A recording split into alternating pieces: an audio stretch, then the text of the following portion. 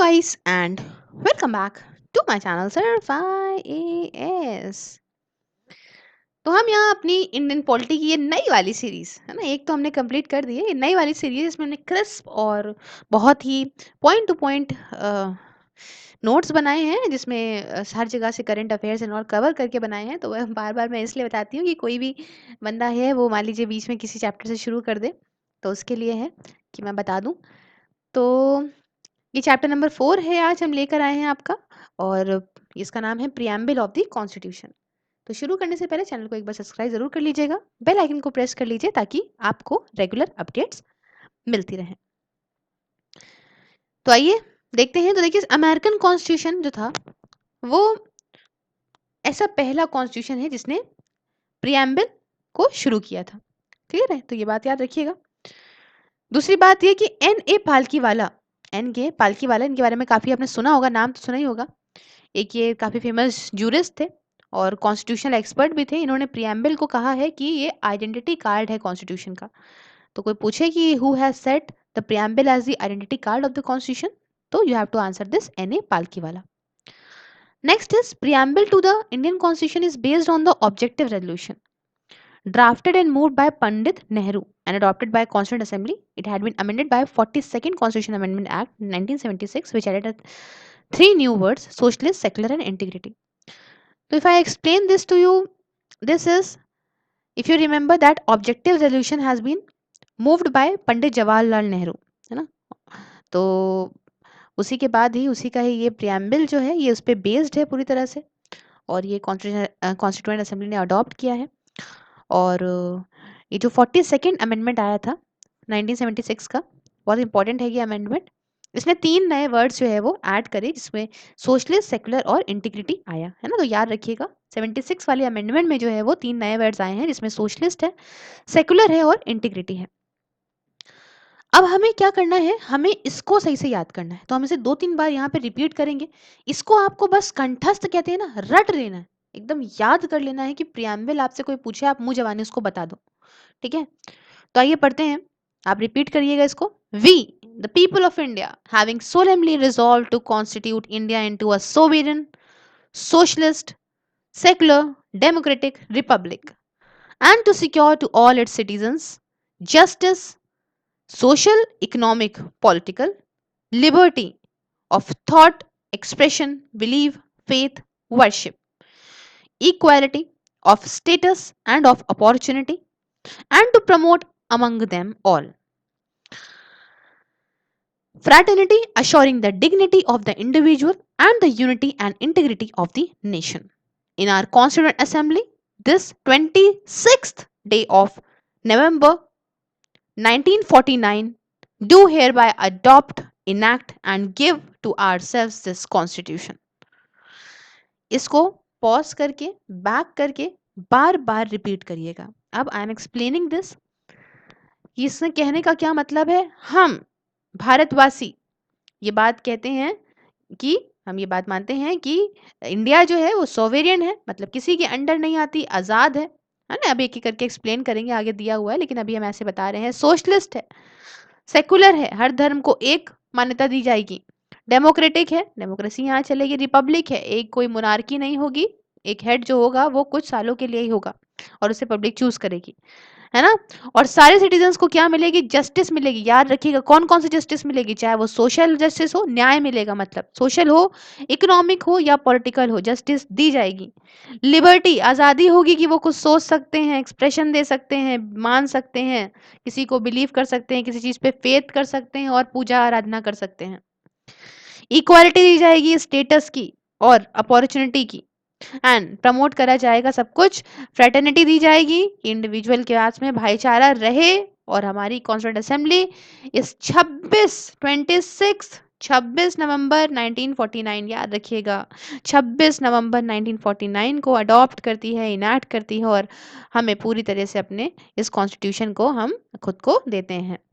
तो ये बात याद रखिएगा, बहुत ही कायदे से कौन कौन से जस्टिस के अंदर आते हैं, कौन कौन से लिबर्टी के अंदर आते हैं, इक्वालिटी किस चीज़ की है, ये बहुत कायदे से याद रखिएगा। और इसे जो याद करना है, socialist, secular, socialist, sovereign, secular, democratic, Republic, तो इसको ऐसे याद रखना है आपको, SSSDR, है ना, SSSDR याद रख लीजिएगा बस, sovereign, socialist, secular, democratic, Republic, SSSDR। अब हम डिस्कस करेंगे, तो सबसे पहले हम जानते हैं इंग्रेडिएंट्स ऑफ द प्रियम्बल, क्या क्या मिला है जो प्रियम्बल बना है।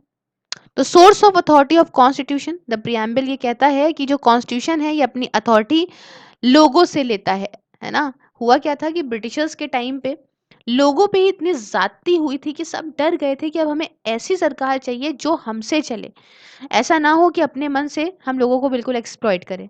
तो इसी के चलते जो हमारा कॉन्स्टिट्यूशन था ये बात कहता है कि अपनी अथॉरिटी ये लोगों से लेता है, पीपल ऑफ इंडिया से लेता है, भारतीय नागरिकों से लेता है। दूसरी बात, नेचर ऑफ इंडियन स्टेट, इसने डिक्लेयर करा कि इंडिया जो है वो एक सोवेरियन है, सोशलिस्ट है, सेकुलर है, डेमोक्रेटिक है और रिपब्लिकन पॉलिटी है, मैंने जैसे कि बताया, ठीक है, SSSDR। तीसरी बात, ऑब्जेक्टिव्स कॉन्स्टिट्यूशन के बताएं तो इसने कहा कि जस्टिस देंगे, लिबर्टी देंगे, इक्वालिटी देंगे, फ्रेटर्निटी देंगे, कि इसके ऑब्जेक्टिव्स हैं जो कि हमने पीछे डिस्कस भी करे हैं। और डेट जो अडॉप्शन की है ये याद रख लीजिएगा, 26 नवंबर है 1949 की, ठीक है। कुछ भी 1947 42 कुछ मत उठा लीजिएगा, 1950 50 कुछ नहीं है, ये 26 नवंबर 1949 है। अब देखिए की वर्ड्स की बात करते हैं, प्रियम्बल के क्या क्या की वर्ड्स हैं उनको हम यहाँ डिस्कस करेंगे। तो पहला है सोवेरियन। तो देखो सोवेरियन का मतलब क्या होता है कि इंडिया ना ही डिपेंडेंट है किसी कंट्री पे, ना ही कोई दूसरा नेशन इस पे डोमिनियन मतलब जो है वो इस पे कुछ हक वक जता सकता है, ठीक है। बट ये इंडिया एक इंडिपेंडेंट, एक आजाद कंट्री है, एक आजाद स्टेट है। सोवेरियन स्टेट से इंडिया जो है ये बात कर सकती है कि फॉरेन टेरिटरी को ऑक्यूपाई कर सकती है, या फिर जो है किसी पार्ट का अपनी टेरिटरी की in favour of foreign state seat कर सकती है। अब ये बात समझिएगा, इसका मतलब ये नहीं है कि जो कॉमनवेल्थ में कि ये होते हैं, कॉमनवेल्थ में ब्रिटिशर जो है वो यहाँ पे हेड है लेकिन वो उसको ज्वाइन कर सकती है, इससे इसकी कोई सोवेनिटी को घात नहीं पहुंचेगा। नेक्स्ट है सोशलिस्ट। तो देखिए सोशलिस्ट का टर्म ऐड होने से ऐड कम हुआ है ना, 42nd अमेंडमेंट से हुआ है ना, 1946 सॉरी 1976 के जो 42nd अमेंडमेंट था उसके अंदर हुआ है सोशलिस्ट का वर्ड ऐड। तो कॉन्स्टिट्यूशन जो है उसके पास सोशलिस्ट कंटेंट था directive principle of state policy के तौर पे। जानते हैं ना DPSP जो है हम इसीलिए अपनी स्टेट पॉलिसीज में यूज करते हैं, है ना, सरकार यूज करती है ताकि ये जो DPSP है इससे हम मतलब सोसाइटी के लिए अच्छा काम करें, अच्छी अच्छी बातें हैं इसमें। कांग्रेस पार्टी ने खुद ही अडॉप्ट करा था रेजोल्यूशन ताकि यहाँ पे सोशलिस्ट पैटर्न सोसाइटी का हो सके। ये इन्होंने अपने अवधि सेशन में करा था 1955 के स्टार्टिंग में, और कुछ मेजर्स भी लिए थे इसके हिसाब से। जो इंडियन ब्रांड है ना सोशलिज्म का, ये समझिएगा ये डेमोक्रेटिक सोशलिज्म है, मतलब कम्युनिस्टिक सोशलिज्म नहीं है, मतलब सबके लिए, सारे धर्मों के लिए यहाँ पे जो है वो कहने का मतलब है कि है सबके लिए यहाँ पे काम करेगा, सारे लोगों के लिए। डेमोक्रेटिक सोशलिज्म का मतलब होता है कि पॉवर्टी को खत्म करना, है ना, इग्नोरेंस, कोई डिजीज आता है या इनइक्वालिटी अपॉर्चुनिटी में जो है इन सबको खत्म करना, है ना। तो इंडियन सोशलिज्म जो है कम्युनिस्टिक नहीं है कि एक कम्युनिटी के लिए नहीं है, सबके लिए है यहाँ पे। इंडियन सोशलिज्म ये एक ब्लेंड है, आप कह सकते हो मिक्सचर है मार्क्सिज्म का और गांधीज्म का, मतलब मिडिल क्लास वाला और आपका जो है जितना विलेज विलेज वाला, है ना। तो गांधीयन वाला सोशलिज्म ज्यादा है, ये थोड़ा सा इधर थोड़ा झुका हुआ है। एक जो नया इकोनॉमिक पॉलिसी आई थी LPG रिफॉर्म्स, आपको पता होंगे 1991 में आए थे, लिबरलाइजेशन, प्राइवेटाइजेशन और ग्लोबलाइजेशन, है ना। इसने सोशलिस्ट क्रेडेंशियल को इंडियन स्टेट की थोड़ा कम करा था कि मतलब पहले क्या था कि सिर्फ और सिर्फ सरकार करेगी, सिर्फ और सिर्फ सोसाइटी के लिए सरकार करेगी, सरकार करेगी, ऐसा नहीं था। अब थोड़ा सा प्राइवेटाइजेशन करा गया था क्योंकि वो उस वक्त की डिमांड थी, है ना। अब पहले तो डर गए थे ना लोग कि बाहर की कंट्रीज को घुसने ही नहीं देंगे, घुसेंगे तो ये लोग ट्रेड कर लेते हैं, हम लोगों को लूट लेते हैं, लेकिन फिर वक्त की डिमांड के हिसाब से ये लाया गया। फिर हम बात करेंगे सेकुलर। तो देखिए सेकुलर का जो टर्म है इसको भी आप जानते हैं, मैंने पढ़ाया है, 42nd कॉन्स्टिट्यूशन अमेंडमेंट एक्ट 1976 के अंदर ऐड करा गया है। ऑल्दो जो वर्ड सेकुलर है ना, सेकुलर स्टेट का मतलब जो है वो पूरी तरह से कहीं पे कॉन्स्टिट्यूशन में मेंशन नहीं है ना, सेकुलर स्टेट का जो मतलब है कहीं पे भी कॉन्स्टिट्यूशन में मेंशन नहीं है। और इसके हिसाब से आर्टिकल 25 से लेके 28, है ना, जो फ्रीडम ऑफ रिलीजन देते हैं वो यहाँ पे रखे गए हैं, इनको कॉन्स्टिट्यूशन में इंक्लूड करा गया है। हम ये आर्टिकल्स भी डिस्कस करेंगे। उसके बाद हम डेमोक्रेटिक की बात करते हैं। तो डेमोक्रेसी देखिए दो तरह की होती है, आपको समझाते हैं कायदे से। एक होती है डायरेक्ट डेमोक्रेसी और दूसरी होती है इनडायरेक्ट डेमोक्रेसी। क्लियर है। तो देखो होता क्या है कि डायरेक्ट डेमोक्रेसी में जो है जो लोग होते हैं उनके पास पूरी तरह से पावर होती है, वो डायरेक्टली जो है वो उसको यूज़ करते हैं। सुप्रीम पावर लोगों के हाथ में है और वो डायरेक्टली उसको यूज़ कर रहे हैं, जैसे कि स्विट्ज़रलैंड में होता है। हुँ? अब देखिए यहाँ पे 4 तरह के डिवाइस होते हैं डायरेक्ट डेमोक्रेसी के, मतलब 4 तरीके होते हैं जिस तरह से डायरेक्ट डेमोक्रेसी को करा जाता है। पहला होता है रेफरेंडम, फिर आता है इनिशिएटिव, फिर होता है रिकॉल और फिर होता है प्लेबिसाइट। ठीक है? तो ये 4 याद रख लीजिएगा, वो भी आगे वक़्त आएगा, मतलब आएँगे चैप्टर्स में सब हम एक्सप्लेन कर देंगे। अभी लंबा करने का कोई मतलब नहीं है, एक चीज़ एक बार एक्सप्लेन हो बहुत बढ़िया है। तो याद रखिएगा डायरेक्ट डेमोक्रेसी के रेफरेंडम, इनिशिएटिव, रिकॉल और प्लेबिसाइट, है ना? ये सब छोड़ दीजिएगा 12-13 जो लिखा हुआ है। इनडायरेक्ट डेमोक्रेसी में दूसरी तरफ जो रिप्रेजेंटेटिव को इलेक्ट करते हैं, वो लोग इलेक्ट करते हैं। और जैसे कि हमने देखा कि हम लोगों ने अपनी सरकार का एक व्यक्ति को चुनाव में जिताया, है ना? और वो जीता और वो हमारी तरफ से जो है वो लॉज़ वगैरह गवर्नमेंट में बना रहा है ना? तो ये इनडायरेक्ट हो गया डेमोक्रेसी। ये तरह की डेमोक्रेसी जो है उसको रिप्रेजेंटेटिव डेमोक्रेसी भी कहते हैं और 2 तरह की होती है, एक पार्लियामेंट्री होती है, एक प्रेसिडेंशियल होती है। पार्लियामेंट्री जैसे कि हमारे यहाँ है, ब्रिटिश में है, और प्रेसिडेंशियल जैसे कि आप देख सकते हैं और जगह और कंट्रीज़ में है। अब universal adult franchise, periodic elections, है ना? मतलब एक होता है 18 साल से ऊपर का बंदा वोट दे सकता है, टाइम टू टाइम पे इलेक्शंस हों, रूल ऑफ लॉ हो और जुडिशरी इंडिपेंडेंट हो, है ना? याद रखिएगा जुडिशरी इंडिपेंडेंट हो, डिस्क्रिमिनेशन ना हो, है ना? कुछ ग्राउंड्स पे, है ना? ये सब के सब डेमोक्रेटिक कैरेक्टर हैं इंडियन पॉलिटी के, तो इन सबको अच्छे से याद रखिएगा, बहुत ही छोटी चीज़ है, मगर इंसान को याद नहीं रहता है और 3 ऑप्शन दे दिए जाते हैं, कौन-कौन से हैं बताओ इसमें से डेमोक्रेसी के कैरेक्टर इंडियन पॉलिटी के। अब देखो जो टर्म है डेमोक्रेटिक, इसको प्रिएम्बल में यूज़ भी करा गया है ना? और ना ही सिर्फ़ ये पॉलिटिकल डेमोक्रेसी की बात करता है, बट ये कहता है कि सोशल और इकोनॉमिक डेमोक्रेसी भी होनी चाहिए, है ना? ये डायमेंशन जो है, ये इस पे डॉक्टर हमारे जो बी आर अम्बेडकर जी हैं, इन्होंने अपनी इस स्पीच में यहाँ पे कंक्लूड भी करा था जब ये असेंबली में दे रहे थे 25 नवंबर 1949 में, कि political democracy can not last unless there lies a base of its social democracy. Political democracy नहीं रह सकती है जब तक के लिए इस पे सोशल डेमोक्रेसी का बेस ना हो। Equality without liberty would kill individual initiative. समझ रहे हैं? अगर इक्वालिटी दे दी सबको और लिबर्टी नहीं दी, आज़ादी नहीं दी, तो इससे क्या होगा कि इंडिविजुअल का जो इनिशिएटिव है वो यहाँ पे मारा जाएगा। ठीक है? नेक्स्ट देखते हैं रिपब्लिक के बारे में। ट्रिपल एस डी आर था ना, तो लास्ट वाला रिपब्लिक है। तो देखिए डेमोक्रेटिक पॉलिसी आप क्लासिफाई कर सकते हो 2 कैटेगरीज में, है ना? डेमोक्रेटिक पॉलिटी को 2 कैटेगरीज में आप यहाँ पे क्लासिफाई कर लो, है ना? एक आपका मोनार्की हो गया, ठीक है? और दूसरा हो गया रिपब्लिक, ठीक है? तो मोनार्की में क्या होता है कि जो हेड ऑफ द स्टेट होता है, जो स्टेट का जो राजा है, वो राजा या रानी होगा और इसमें हेरिडिटरी पोजीशन होगी, मतलब बाबा का लड़का, फिर लड़का का लड़का, फिर लड़का, फिर पोता, है ना? तो ये ऑफिस अपने सक्सेशन के हिसाब से लेते हैं।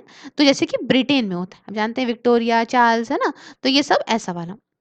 रिपब्लिक में क्या है, दूसरी तरफ जो हेड ऑफ द स्टेट होता है वो हमेशा जो है वो डायरेक्टली इलेक्ट करा जाता है या इनडायरेक्टली इलेक्ट करा जाता है फिक्स पीरियड के लिए, जैसे कि यूएसए में है ना? तो ऐसा ऐसा मामला है। इस वजह से जो रिपब्लिक का टर्म है हमारे प्रिएम्बल में, वो बात कहता है कि जो इंडिया है इसके पास एक इलेक्टेड हेड है जिसे हम लोग प्रेसिडेंट कहेंगे, ठीक है? इसे इनडायरेक्टली इलेक्ट करा जाता है और 5 सालों के लिए इलेक्ट करा जाता है, ये भी हमें पता है। रिपब्लिक का मतलब 2 और चीज़ों से भी होता है। पहली, कि जो पॉलिटिकल सोवेरेनिटी है लोगों में वो, है ना? और किसी सिंगल इंडिविजुअल के हाथ में नहीं। रिपब्लिक समझिएगा, रिपब्लिक में क्या होता है कि क्या कहते हैं, पॉलिटिकल जो सोवेरेनिटी है, जो आज़ादी है पॉलिटिक की, ये लोगों के हाथ में है, किसी सिंगल इंडिविजुअल के हाथ में नहीं है, कोई राजा-वाजा नहीं है। दूसरी बात ये कि अगर कोई प्रिविलेज्ड क्लास का एब्सेंस है, तो सारी पब्लिक ऑफिसर्स जो हैं वो हर एक सिटीजन्स के लिए ओपन होंगे। मतलब समझ रहे हैं? यहाँ पे कोई ऐसा कुछ नहीं है कि एक बंदा है, एक क्लास है, उसी को यहाँ पे पॉलिटिकल ऑफिस देंगे या फिर हम पब्लिक ऑफिसर्स देंगे, नहीं। सारे लोगों के लिए, सारे सिटीजन्स के लिए ये खुले होंगे बिना किसी डिस्क्रिमिनेशन के। अब हम जस्टिस की बात करें अगर, तो जस्टिस देखिए प्रिएम्बल में कहता है 3 तरह की जस्टिस है। पहला है सोशल जस्टिस, ठीक है? मतलब समाज में हमको न्याय मिले, इकोनॉमिक जस्टिस पैसे के टर्म में, और पॉलिटिकल जस्टिस भी हो। 3 तरह की जस्टिस याद रखिएगा। जो कॉम्बिनेशन होता है सोशल जस्टिस का और इकोनॉमिक जस्टिस का, ये कहता है, इसे हम लोग डिस्ट्रीब्यूटिव जस्टिस कहते हैं। तो याद रखिएगा, what is distributive justice? It is the combination of social justice and economic justice, ठीक है? Now the third point is the ideal of justice. Ideal क्या है जस्टिस के? सोशल है, इकोनॉमिक है, पॉलिटिकल है। ये कहाँ से लिए गए हैं? याद रखिएगा, ये रशियन रेवोल्यूशन 1917 से लिए गए हैं। फिर लिबर्टी की बात करते हैं। तो जो टर्म लिबर्टी है इसका मतलब होता है absence of restraint on activities of individuals, है रोक नहीं लगाना है, और सेम वक्त पे उसको अपॉर्चुनिटीज भी देनी है कि वो इंडिविजुअल पर्सनैलिटीज ऊपर भी बढ़ सकें। ठीक है। प्रियम्बल हमसे कहता है कि जो हमारे सारे सिटीजन्स हैं, सारे सिटीजन जो हमारे इंडिया के हैं, इनको आज़ादी है, कुछ भी सोचें, है ना। They have liberty of thought, expression, believe, faith and worship. ठीक है। कुछ भी चाहें तो क्या कहते हैं, पूजा करें, उनकी एक्सप्रेशन दें, बिलीव दें, लेकिन कुछ मतलब कहते हैं अच्छा ये बात है, इस पे कुछ रिस्ट्रिक्शंस भी हैं, वो हम फंडामेंटल राइट्स में डिस्कस करेंगे कायदे से, है ना। तो ये सारे आज़ादी कैसे दी गई है? अपने फंडामेंटल राइट्स के थ्रू, जो कि आप कोर्ट में इन्फोर्स कर सकते हो अगर मान लीजिए कोई वायलेशन होता है तो। उसके बाद लिबर्टी जो है वो जो प्रियम्बल से मिली है, फंडामेंटल राइट से मिली है, ये एब्सोल्यूट नहीं है। जैसे कि मैंने बताया, इसमें कुछ चीज़ें हैं ऐसी जिसमें रिस्ट्रिक्शंस हैं, बट क्वालिफाइड है। जो आइडियाज़ है लिबर्टी के, इक्वालिटी के, फ्रेटर्निटी के हमारे प्रियम्बल में, ये कहाँ से लिए गए हैं? याद रखिएगा, लिबर्टी के आइडियाज़ हमने फ्रेंच रेवोल्यूशन से लिए हैं। 1789 से 1799 तक चला था ये। आइए इक्वालिटी की बात कर लें। तो ये प्रोविजन जो है, इसमें 3 डायमेंशन आते हैं इक्वालिटी के। इक्वालिटी कैसी कैसी हो? इक्वालिटी हो सिविक की, पॉलिटिकल की और इकोनॉमिक की। याद रखिएगा, civil equality, civic equality, political equality और इकोनॉमिक इक्वालिटी। कुछ प्रोविजन जो है ये फंडामेंटल राइट्स के चैप्टर में, सिविक इक्वालिटी के, जैसे कि इक्वालिटी बिफोर लॉ, आप जानते हैं आर्टिकल 14 के अंदर आता है, अभी हम पढ़ेंगे उसको, है ना, इक्वालिटी बिफोर लॉ। फिर आपका जो है, आप रोक नहीं लगा सकते, पिक्चर भी आए थे आयुष्मान की, prohibition on of discrimination on ground of religion, race, caste, sex और प्लेस ऑफ बर्थ। आर्टिकल 15 कहता है कि आप जो है वो डिस्क्रिमिनेट नहीं कर सकते किसी भी रिलीजन के बेसिस पे, रेस, कास्ट, सेक्स के बेसिस पे, प्लेस ऑफ बर्थ के बेसिस पे।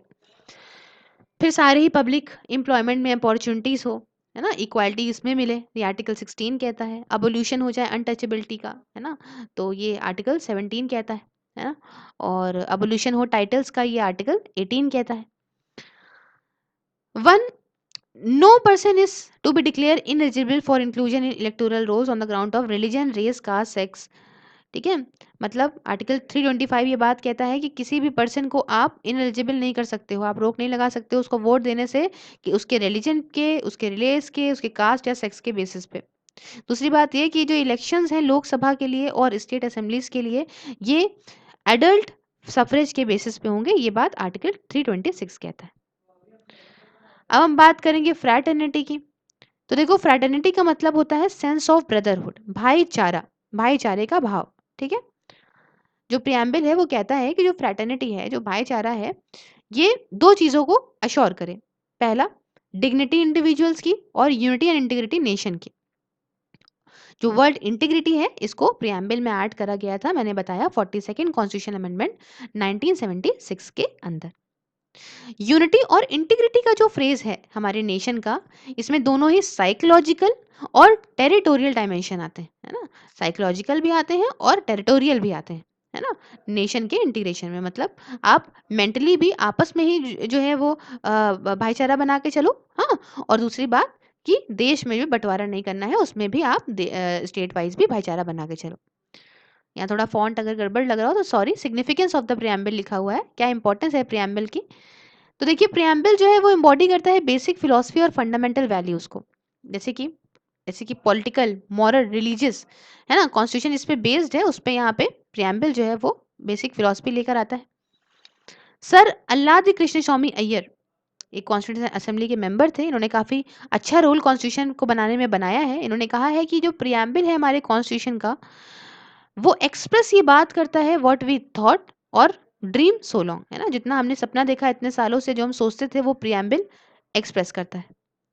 के एम मुंशी की बात करें तो, preamble is the horoscope of our sovereign democratic republic. K M Munshi कहते हैं कि प्रियम्बल जो है वो हमारा हॉरोस्कोप है हमारे सोवेरियन डेमोक्रेटिक और रिपब्लिक का।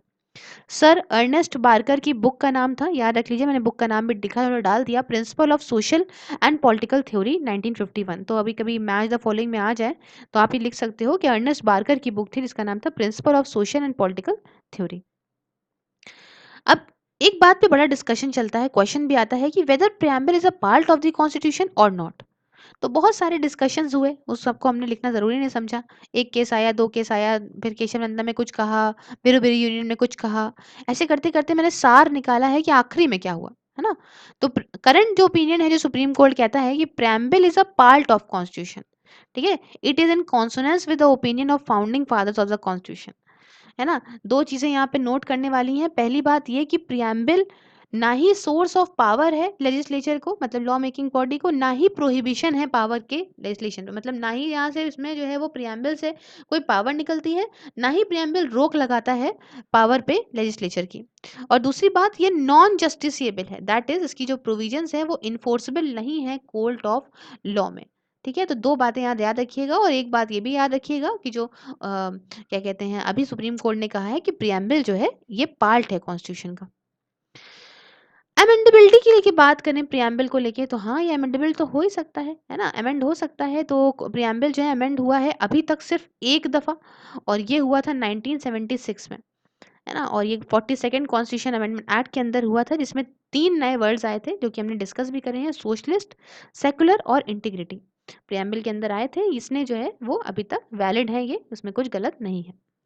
तो ये हमने प्रियम्बल, छोटा चैप्टर था लेकिन बहुत इंपॉर्टेंट था, इससे हर साल एक क्वेश्चन घुमा फिरा के ज़रूर बनता है। तो उसे हमने कवर करा। अगर आपको वीडियो अच्छा लगा तो लाइक ज़रूर करिएगा, शेयर करिएगा अपने दोस्तों के साथ, सब्सक्राइब करिए अपने ही चैनल सिर्फ आईएएस को। बाकी आपको ये वीडियो फेसबुक पे मिलेगी सिर्फ आईएएस के नाम से। You can like the page and watch the video there also.